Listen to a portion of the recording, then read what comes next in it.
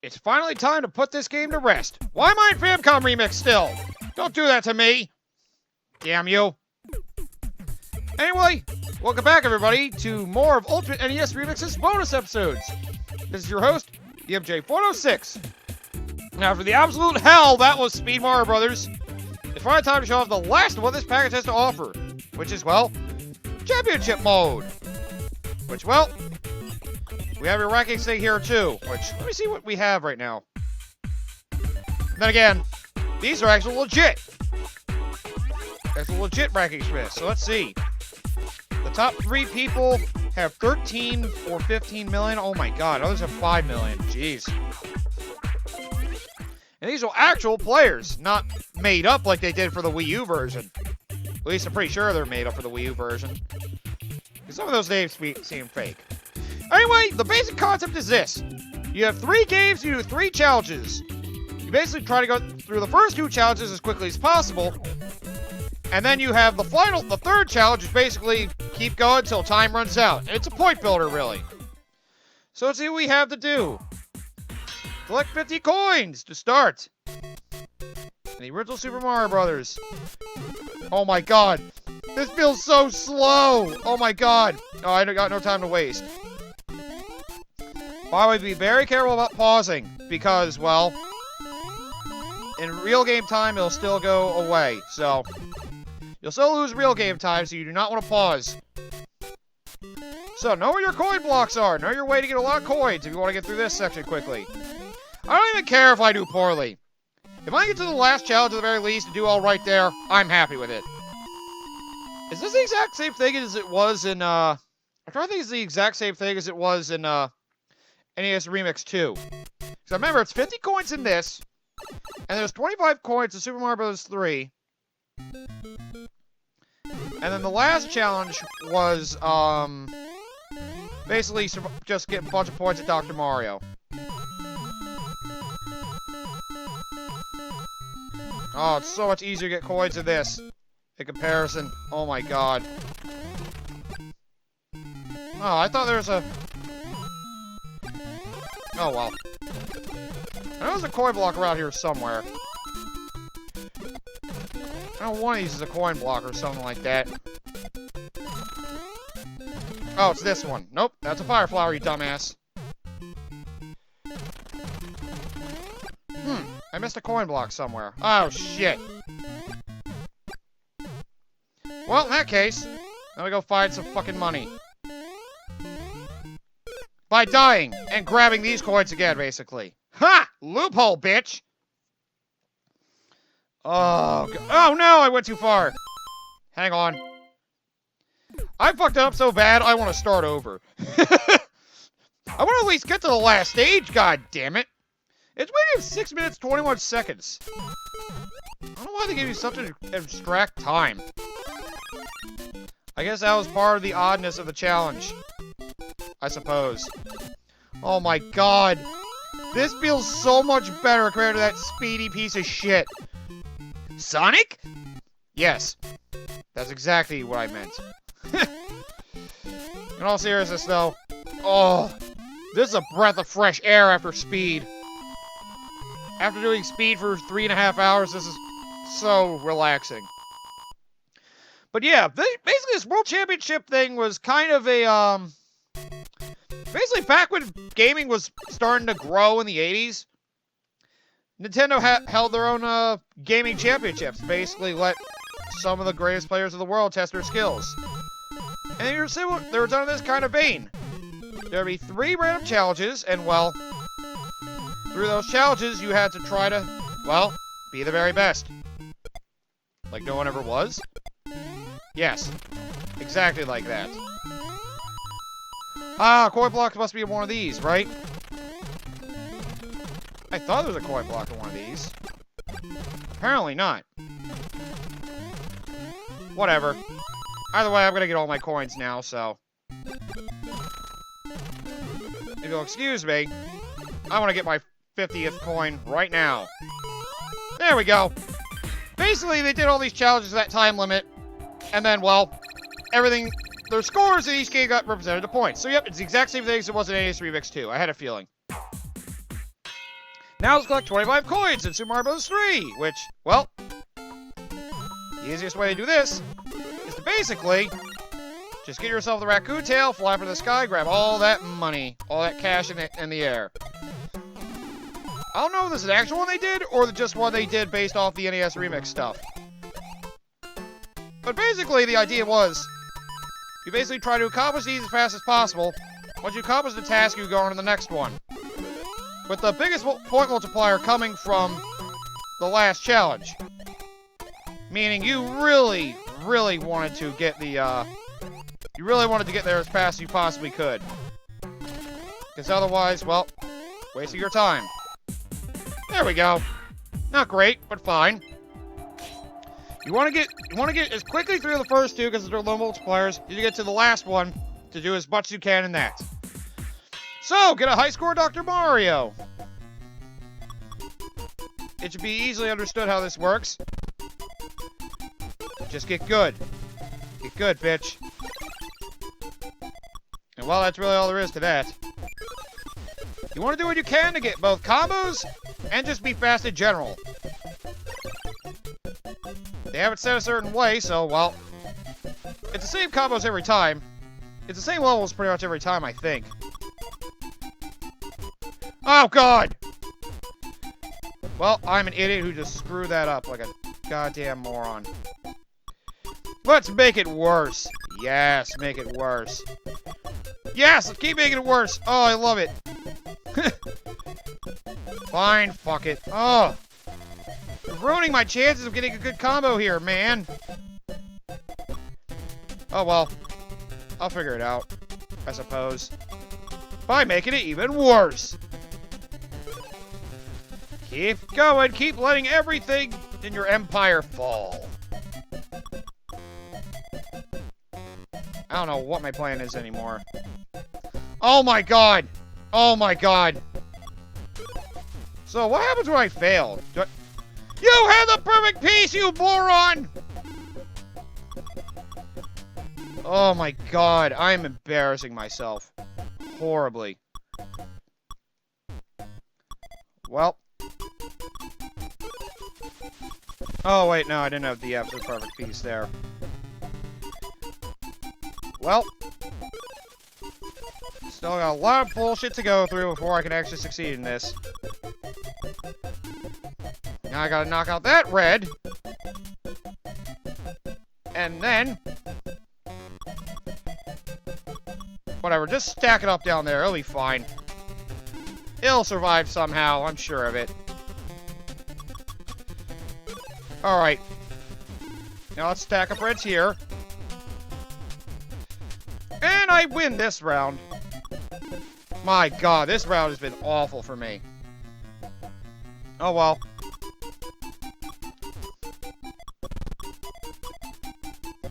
Let's just see how much better I can do next time, I guess.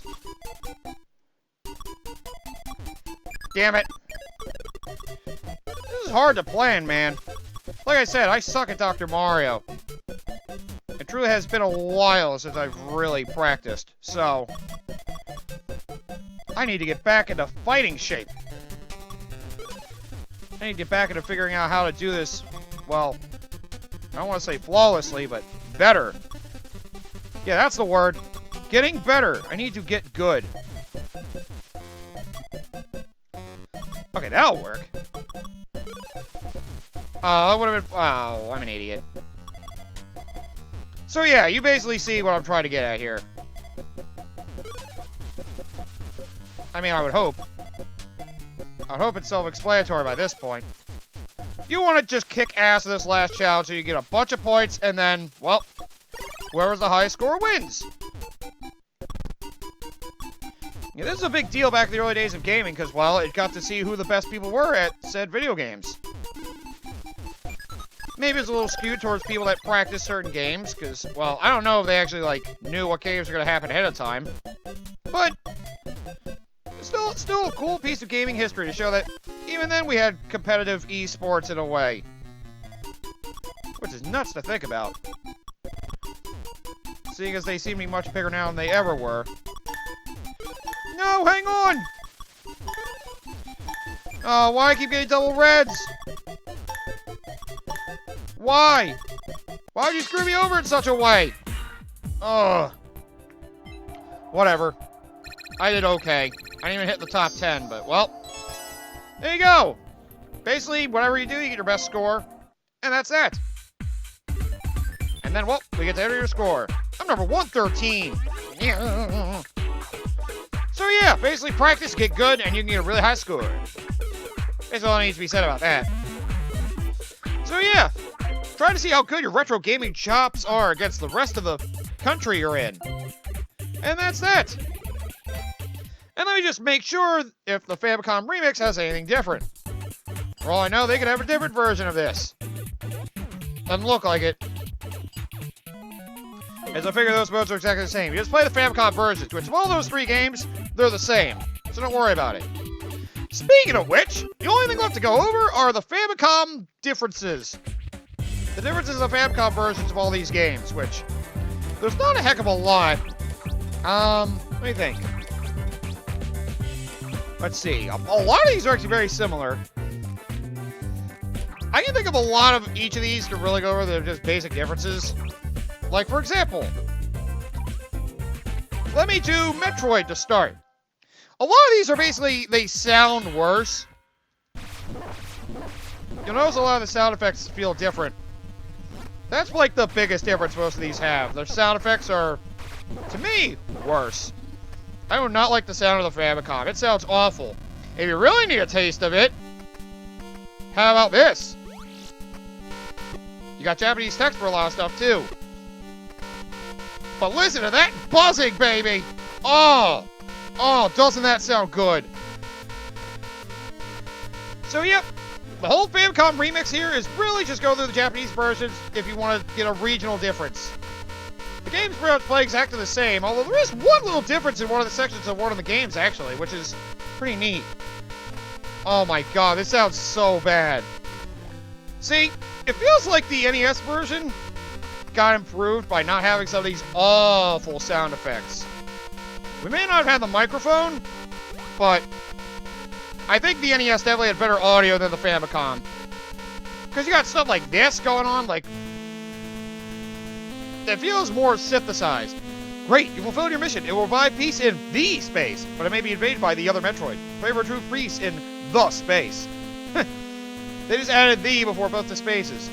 A lot of the music sounds grainier for a lot of the games, and some of the sound effects are worse. But, well, you can kind of tell some of the themes have been updated for more modern games of the Nintendo series more in this manner. Aw, man. Last time I did this, I kicked ass in the ending section and actually got the fucking bikini ending. Oh, well. Which, yeah. Again, the faster you go, the more skin you get to see. But see, other than some Japanese text in some areas, some things are exactly the same. Some games play exactly the same, some are a little smoother, depending on your take, but yeah. I thought that was very similar. Let me go over the... I remember the last mission in Metroid and Zelda 1, excuse me. Listen to these sounds, for example. Oh, that roar. Oh. See, a lot of the sounds are more basic, and some of the text looks a little different, but it's your same basic game. There is only one exception. I will show that next. But, yeah. Famicom Remix. If you didn't get enough of doing everything in frickin' NES Remix for some reason, you could do it all again. And that's, well, yep, that's the fun in it. You sound awful! Doesn't this sound beautiful? There's no, like, Famicom exclusive challenges. All the challenges in this whole game are exactly the same, which, well, I'm going through this just to show you Famicom differences. So I may as well give my final personal view on Ultimate NES Remix. Overall, if there's an NES Remix game to play, it is this one, because, well, it's been said a lot of times by me already, and it's probably obvious to a bit of people. This is the ideal version of NES Remix because it takes everything from the first 2 games and, well, combines all the good stuff and gets rid of most of the bad stuff. There may be some exceptions to people, because there are some games that some people don't find favorable. They pick the generally more favorable ones. So we got no ice climbers, no stupid golf stuff, no pinball, no Clue Clue Land, no... Basically they got rid of a lot of the little basic easy games, the annoying ones, and gave you the timeless classics instead. Pretty much all of them from those two games. There may be some you may be upset or missed out on, like Donkey Kong 3, or, you know, I can't think of too many others. Point is, they got a lot of this in here for Ultimate NES Remix. So if you missed out on the Wii U versions, don't worry. Well, I feel like NES Remix 2 may be the best overall, maybe have like the best presentation for all the NES Remix games. In regards to content, this game is the best overall package. Because, well, yeah, it's rare stated. With the higher quality of games this one has overall, because of, well, the garbage put in the other two for Wii U, this is easily the most recommended one for you to play. Because, yeah, he's like, I wonder how that happened. Oh wow, looks like just stabbing around the center is the best way to go. And there we go. You're dead. It's so weird. The Japanese version of these games still have, like, English text. Was that how it actually was in the Japanese version of the games? Well, this one doesn't, no. This has actual Japanese text. Other than the stuff up at the top, it has, like, all Japanese text. Which is weird. I got Rainbow Star, doesn't even matter to me anymore. And now for the weird one. Fly using A and defeat Medusa. This is the only major difference in any of these. Because this final level for Kid Icarus apparently wasn't an auto-scroller in the Japanese Famicom version. You held A to fly instead of just being able to move like on rails. And well, you got to move on your own to get to Medusa. And well, yep, this is basically the same, but you know. It's just interesting to know you actually have to hold A to keep yourself afloat. But well, same basic idea. You still gotta kill Medusa the same way, but... And this is your ending. I don't know what that says in Japanese. But either way, yeah. The ending to Kid Icarus plays differently. Notice there's like less like flare. It's just a still image right at the end. It shows there are some differences in the games, but not an overall game design. It's more just like aesthetics, and certain controls can be a little different between both versions. But other than that, most of the games play very similarly. Was that a better time? I had a feeling it was. That was pretty good. I have one more clip to show, and I'll go through that in the boss. Oh yeah, by the way, Super Mario USA. I kept calling Super Mario 2 USA. It was called Super Mario USA. It's the exact same game, so don't worry about that. Kirby's exactly the same. Nothing to worry about there. There is another difference in one challenge, and that would be this one, which I thought was really weird. Let me just go over this. Anyway, yeah, you heard it. NES Ultimate NES Remix. For those of you who haven't played any NES games, I definitely say this is worth picking up. If you aren't able to get, if you don't have NES Online, if you don't have a Nintendo Online subscription, which for some reason is still the only way you can really do that on Switch for some reason. God damn those morons. Well, if you can't get yourself an NES Classic anymore, or don't have a Wii U to get some NES games, NES Remix, especially the Ultimate version, are good ways to relive these NES classics, even in just bits and pieces. You still get to relive, like, the vast majority of these games in here, which is very much appreciated. I definitely love it. Yeah, by the way, this boss is different! Also, these sound effects are ugly when you block. Yeah, I don't know why this boss they picked a different one for than the NES Remix version. That boss is in the normal version, well, the international release as well. Ow! So I don't know why they held that back. Something I always thought was weird when I did that. But yep, if you want to experience NES games, Ultimate NES Remix is a good way to really see if... Oh, God! They're really a good way to see if they're really for you.